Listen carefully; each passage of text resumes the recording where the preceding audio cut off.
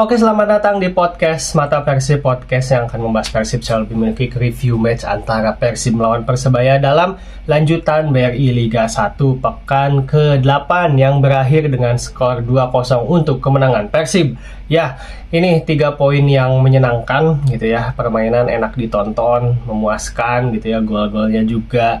Lalu tentunya 3 poin ini juga adalah 3 poin yang sangat penting karena memperkecil jarak kita di puncak klasemen ya, yang saat ini ditempati oleh Persebaya Surabaya yang pada akhirnya hanya tinggal sisa 1 poin aja. Sebelumnya kita ada selisih 4 poin dengan Persebaya. Dengan Persebaya ada 17 poin dan Persib saat ini ada dengan 16 poin, yang membuat Persib kokoh bertengger di posisi kedua dengan 16 poin tadi ya. Lanjut dengan PSM Makassar ada di posisi ketiga dengan 15 poin, dan tentunya kabar baiknya lagi untuk Persib adalah dengan kalahnya Borneo FC Samarinda oleh Persis Solo.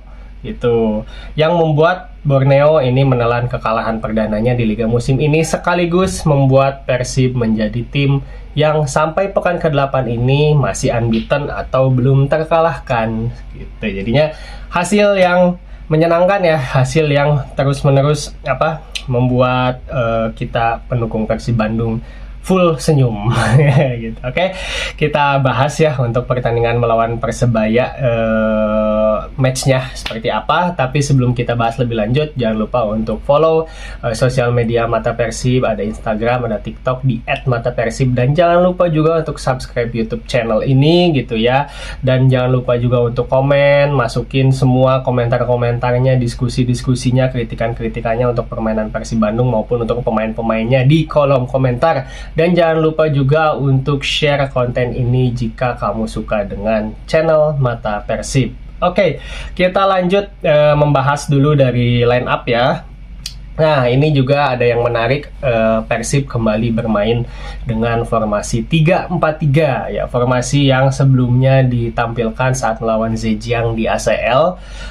Ternyata Bojan Hodak menurunkan kembali lagi gitu formasi ini gitu, formasi yang biasanya Persib ini familiar dengan formasi 4-3-3 gitu ya, tapi permainan solid saat melawan Zhejiang ternyata dilanjutkan sama Bojan Hodak ya di pertandingan pada sore kemarin gitu. Jadi overall formasi baru ini ternyata menampilkan permainan yang lebih solid gitu ya, yang lebih balance ketimbang formasi 4-3-3 di awal-awal musim ini, yang beberapa kita kehilangan pemain-pemain kuncinya gitu ya, seperti David Da Silva maupun Stefano Beltrame. Makanya dengan formasi baru ini ternyata Persib menjadi bisa menampilkan permainan yang lebih variatif dibandingkan sebelumnya, dan secara pertahanan juga ternyata lebih solid gitu ya, dengan memasang 3 back tengah seperti itu. Lalu untuk pemain-pemain yang mengisi di formasi ini, dari kiper ada Kevin Rey Mendoza, di 3 back tengahnya ada Matteo Kocijan sebagai back yang ditempatkan agak ke kiri, left center back, Nikai Pers di tengah, lalu Kakang Rudianto juga di back tengah kanan. Lalu untuk wing back kanannya ada Hen Herdiana, di wing back kiri ada Edo Febrensa. Lalu di tengah, duet lini tengahnya ada Deddy Kusnandar dan Tyrone Del Pino. Nah, ini juga menjadi catatan tersendiri, di mana kalau sebelumnya lawan Zhejiang, Tyrone ini agak ke depan ya, di sayap gitu, di posisinya yang biasa ditempatkan oleh Beckham Putra. Tapi di pertandingan melawan Persebaya ini justru posisinya lebih ke dalam dan lebih di tengah gitu, untuk sejajar dengan Deddy Kusnandar. Lalu Mailson Delima ditampilkan lagi di posisi nomor 9 sebagai striker, sementara Ciro Alves ada di posisi winger kiri. Nah, formasi 3-4-3 ini kalau bertahan atau ketika tidak memegang bola, dia berubah polanya, bentuknya itu menjadi 5-4-1, sehingga secara pertahanan ya itu tadi, Persib menumpuk jumlah pemain dan sulit ditembus. Ditambah Deddy Kusnandar juga di pertandingan ini sangat disiplin ya. Jadi walaupun dia secara bertahan ini biasanya kan didampingi sama gelandang bertahan lain, entah itu Klok atau Kocijan yang emang tipenya bisa lebih main kotor, bisa lebih jadi destroyer. Ini justru Deddy meskipun mengomandoi sendiri juga tetap Persib bisa tampil solid gitu dalam lini pertahanannya, dan susah untuk ditembus sama Persebaya gitu dari tengah. Seperti itu. Lalu untuk pertahanan ini filter utamanya tentu ada di Ciro dan di Mailson yang sering bergantian untuk mengganggu setupnya Persebaya dari bawah gitu ya, mereka berdua ini. Nah, untuk progresi dari sisi penyerangan, Persib ternyata dengan formasi ini tidak lagi melulu bermain direct long ball mencari sayap yang berlari di belakang bek lawan, tetapi banyak juga progresi dengan melakukan kombinasi umpan-umpan pendek gitu ya, yang motornya ada di Tyrone Del Pino gitu. Dengan Tyrone yang tampil jadi CM, jadi central midfielder, Tyrone menjadi penjembatan untuk Persib mengalirkan bola ke kanan, ke kiri maupun dari tengah. Nah, mungkin teman-teman Bobotoh juga melihat permainan Tyrone kemarin, scanning terus gitu ya, karena dia posisinya di tengah, baik saat membawa bola atau tidak membawa bola dia selalu lihat kanan kiri gitu, scanningnya ini bagus banget. Dan pada akhirnya juga Tyrone menjadi kunci kemenangan Persib pada pertandingan ini, di mana dia berhasil menemukan posisi Edo Febriansah di sisi kiri, lalu Tyrone dengan cepat juga langsung switch ballnya ke sisi Edo yang sudah sangat bebas. Edo membawa bola, dribbling, cut inside, langsung melakukan cannonball dengan kaki kanan yang tidak bisa dibendung oleh Andika gitu ya.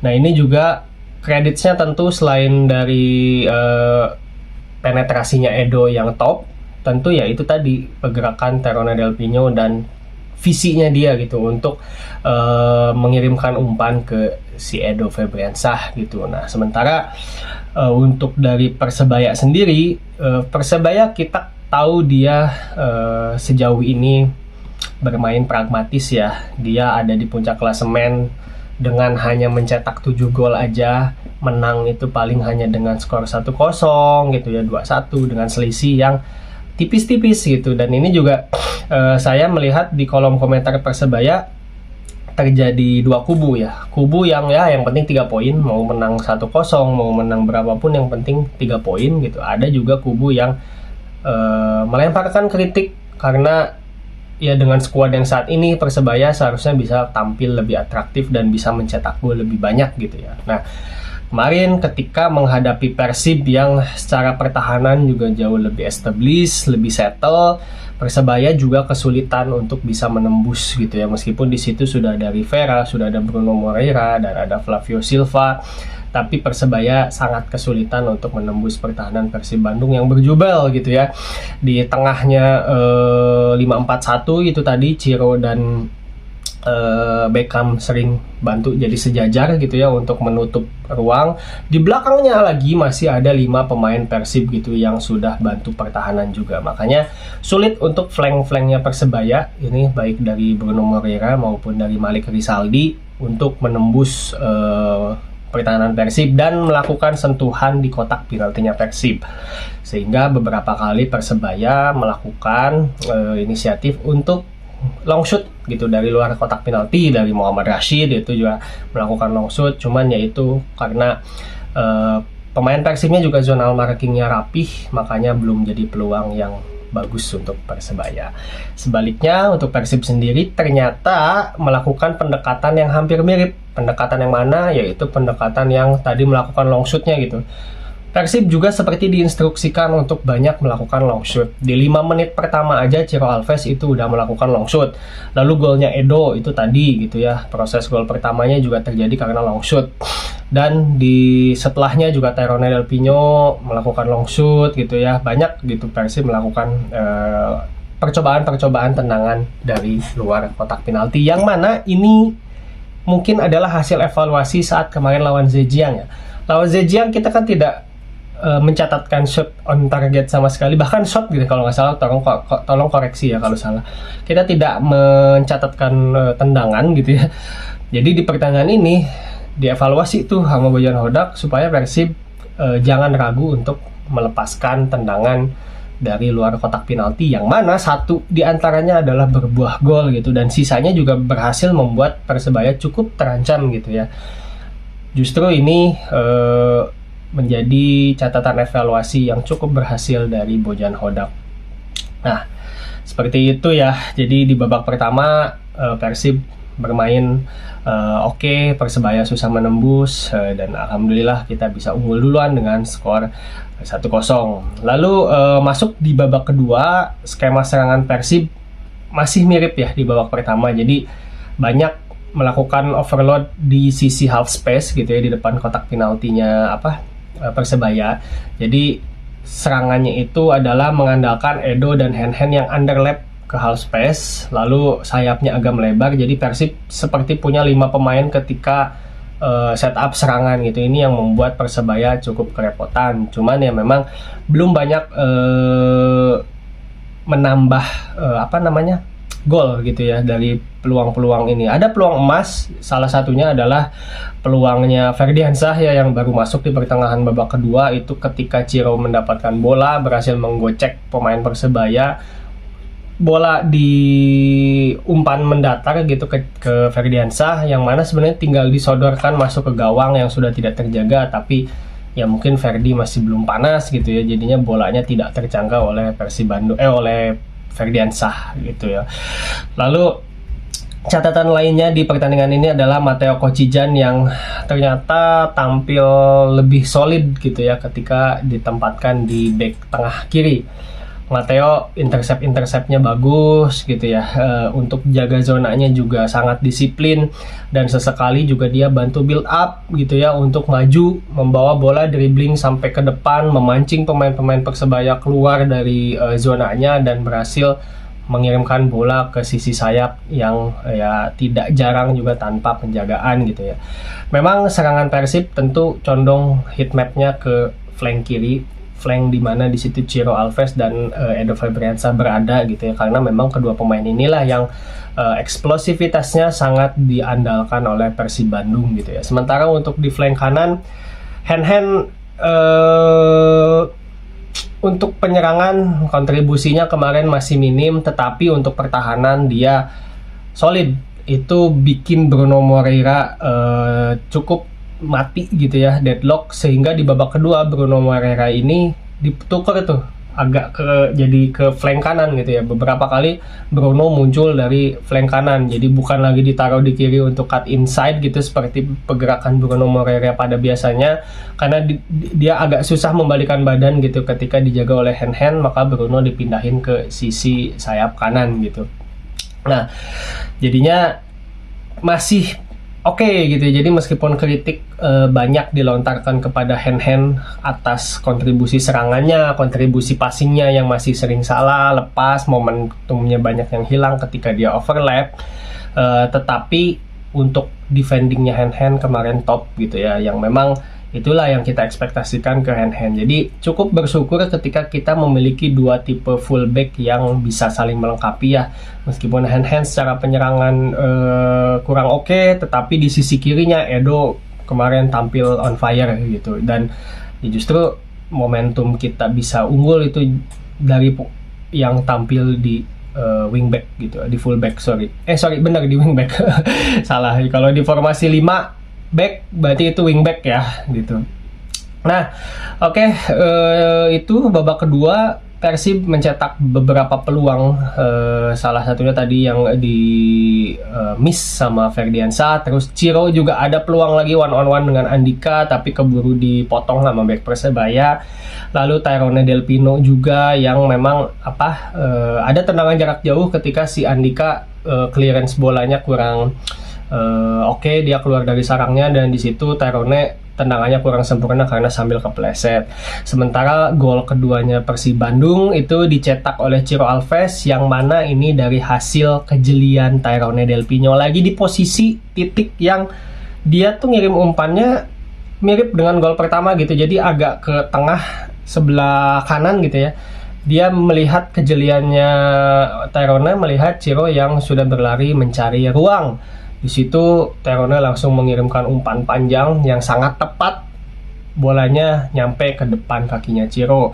Ciro melakukan trik sedikit, gocek kiri, si Andikanya ketipu. Terus sebenarnya tumpuan Ciro ketika melakukan gocekan itu agak kurang sempurna gitu, dan ketika melakukan finishing dan kaki kiri pun itu bolanya nggak bener-bener kesentuh sempurna sama kaki kirinya, tapi alhamdulillah tetap arah bolanya masuk walaupun dengan sangat pelan gitu. Itu kan sempat tegang juga, kirain bakalan ketangkep sama Andika, tetapi Andika ternyata nggak bisa mengejar bola itu, dan 2-0 untuk Persib. Sangat kreditnya ada di Terone Del Pino yang sangat-sangat jeli, sangat-sangat visioner untuk mengirimkan bola umpan panjang seperti itu. Jadi yang bikin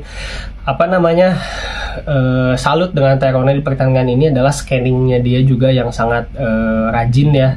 Ketika dia membawa bola maupun tidak membawa bola itu sering scanning, lihat kanan kiri gitu, melihat pemain di belakangnya yang siap menyergap dia, melihat pemain di kanan kirinya juga, pemain Persib lainnya gitu yang sedang mencari ruang. Itu Terone kemarin rajin banget gitu loh. Dan Terone juga jadi kunci di mana Persib melakukan switch play gitu ya. Jadi progresi serangan Persib kemarin tuh ketika bola diarahkan ke kanan, lalu ternyata Persebaya ketarik ke kanan untuk menutup ruang. Nah itu Terone itu sering mengalihkan bolanya ke kiri dan sebaliknya gitu. Makanya kenapa Persib suka dapat peluang atau momentum di sayap sebaliknya ini lebih kosong ya, kayak Edo di gol pertama, terus Etam juga gitu. Itu banyak posisi-posisi kosong karena bola sering di switch dengan cepat gitu, yang mana di situ transisi bertahan Persebayanya juga cukup kerepotan untuk kembali on shape gitu ya, secara struktur untuk tetap rapi itu agak kesulitan kalau bola terlalu sering di switch gitu. Dan itu yang jadi aktor switchnya ini si Terone Del Pino ini gitu. Jadi baik di gol pertama maupun di gol kedua itu ada andil dia untuk switch play dari kanan ke kiri seperti itu. Dan di sini juga sempat ada insiden yang Terone kena bola tendangan pemain Persebaya dan sempat pingsan. Di situ respect juga untuk tim medisnya Persebaya yang sangat responsif, langsung menyelamatkan Terone gitu ya. Takutnya kan itu lidah ketelen ya ketika bola kegabret ke muka dan mungkin udah bikin hampir nggak sadar, takutnya juga jadi fatal gitu ya. Tetapi tim medis ini sangat gerak cepat kemarin, ini sangat respect banget gitu untuk tim medisnya Persebaya. Dan sebenarnya semua juga setelah itu yang dengan tenang, dengan sigap menyelamatkan Terone Del Pino, dan pada akhirnya Terone sadar dan sampai saat ini sudah terkonfirmasi Terone tidak kenapa-napa, alhamdulillah seperti itu.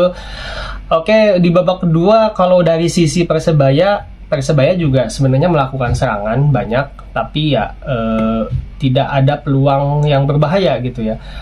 Malah di babak kedua chemistry-nya Persebaya kayak kurang oke gitu. Jadi ada momen kombinasi antara Rivera, Bruno sama Flavio, tapi si Flavio-nya ini kayak nggak mengerti arah dari maksudnya Bruno sama Rivera, makanya secara posisi gagal gitu loh.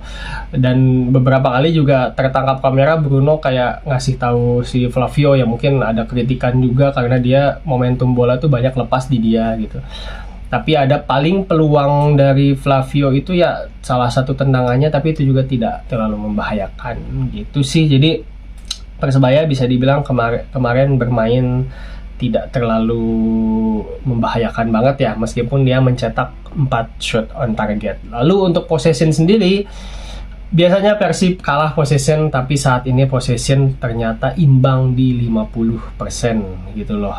Karena ya memang itu tadi, dengan formasi saat ini Persib jadi lebih balance, lebih hybrid gitu, nggak melulu main direct tapi main pendek dan punya kontrol di lini tengah ketimbang bermain dengan formasi sebelumnya, dengan skema sebelumnya yang lebih mengandalkan transisi counter attack gitu. Jadinya ya ini bikin lega aja gitu ya, ternyata Bojan Hodak bisa adaptif untuk mengubah skema permainannya yang udah pakemnya sebelumnya, patennya seperti itu. Tapi karena pemain-pemainnya saat ini berubah, ada yang cedera dan mungkin ya secara performa juga ada yang turun, ya dia mengubah gameplaynya Persib, adaptasi dengan situasi saat ini, ditambah juga dengan lawan yang emang sedikit banyak juga udah tahu cara main Persib itu seperti apa. Jadinya dengan formasi dan skema seperti ini yang mudah-mudahan bisa ngasih variasi yang jadi nggak ketebak sama lawan, seperti itu loh. Oke, gitu aja. Lalu catatan menarik lainnya ya tentu tadi Matteo Kocijan yang solid ya di LCB, mudah-mudahan next main lagi di posisi ini. Welson D5 masih belum ada perkembangan, kembali ditampilkan di striker. Ada peluang emas bisa dibilang dari pergerakan Etam di sisi kanan, tapi dia mirip dengan Ferdiansyah gitu ya, bolanya nggak berhasil ke tendang sama si Mailson. Dan secara pergerakan juga kemarin nothing spesial ya dari Mailson, belum menunjukkan perkembangan yang oke. Tapi ya udah gitu ya, kita serahkan aja sama Bojan Hodak. Mudah-mudahan nanti ketika ada David Da Silva bisa melihat Mailson tampil di sayap. Kalau saya pribadi sih masih penasaran dia tampil di sayap ketimbang di striker, karena di striker nggak ada perkembangan banget gitu. Jadi ya gitulah. Lalu untuk hand udah ya tadi ya, hand udah dibahas. Kalau meskipun secara penyerangan kurang, tapi secara bertahan masih solid dan bisa diandalkan. Next match melawan Lion City Sailors gitu di ACL2 hari Kamis tanggal 24. Nah, ini juga menjadi laga hidup dan mati Persib kalau ingin punya nafas panjang di ACL, maka wajib menang gitu ya melawan Lion City di kandang dan bisa hadir dengan penonton. Nah, dengan moral pemain yang sedang oke sih harapannya ini bisa nular ya kemenangan melawan Persebaya ini nanti ke pertandingan lawan Lion City. Karena meskipun dalam perjalanannya Persib Bandung ini selama 8 pekan di Liga bisa dibilang banyak kritik gitu ya. Terus tadi juga kita bahas kalau formasi yang diterapkan Bojan Hodak juga sedikit banyak udah ketebak sama lawan.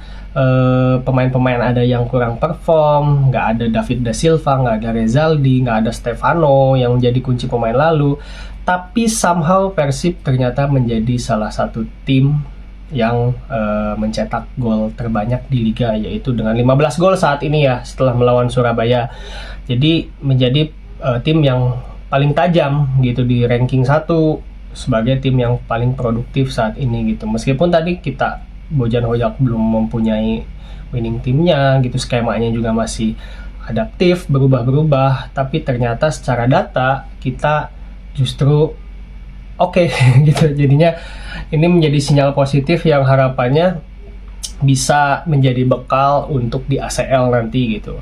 Apalagi ketika melawan Zhejiang kemarin pun sebenarnya secara permainan Persib juga nggak mengecewakan gitu loh. Udah solid, secara mental juga udah mulai terbiasa gitu ya menghadapi tekanan level Asia. Tetapi yang masih apes aja gitu saat lawan Zhejiang kemarin karena ada blunder Victor Igbonevo.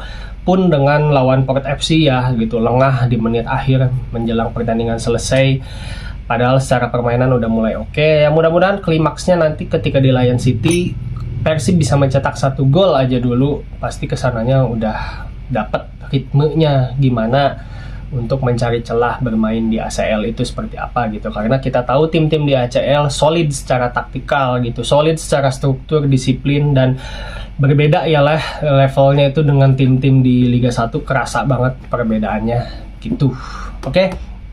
Itu aja paling untuk review pada pertandingan Persebaya ini. Overall pertandingan yang menyenangkan, mudah-mudahan hasil positif ini bisa terus diraih, Persib bisa terus unbeaten gitu ya. Dan next match kalau di Liga masih lama, tanggal 28 melawan Persik Kediri yang saat ini sedang on fire juga, baru membantai Dewa United dengan skor 0-3 kemarin di kandangnya Dewa. Ini tentu menjadi perhatian juga untuk Persib ya, untuk nanti bisa merotasikan pemainnya, karena Persib di hari Kamis bakal main lawan Lion dulu, sementara Persik Blas punya waktu recovery yang lebih banyak gitu, dan dia juga main di kandang gitu. Itu yang bikin jadi berat gitu ya, jadi tantangan tersendiri untuk Bojan Hodak gitu. Namun kita percayakan aja positif vibe ini mudah-mudahan bisa terus berlanjut. Kita support terus pemain-pemain dan tim secara keseluruhan. Kita doakan mudah-mudahan nanti lawan Persik juga bisa 3 poin gitu. gitu. Oke. Sekian untuk review pada pertandingan kali ini. Jangan lupa untuk subscribe ya channel Mata Persib, di follow juga media sosial Instagram, TikTok di @matapersib dan Spotify Mata Persib, dan silakan komen bagi teman-teman yang punya pandangan lain, bisa menambahkan di kolom komentar. Bagi ada kritik, saran, semuanya tumpahin di situ. Bebaskan lah. Kita semuanya untuk kebaikan Persib Bandung gitu ya. Oke, terima kasih. Assalamualaikum warahmatullahi wabarakatuh. Hidup Persib.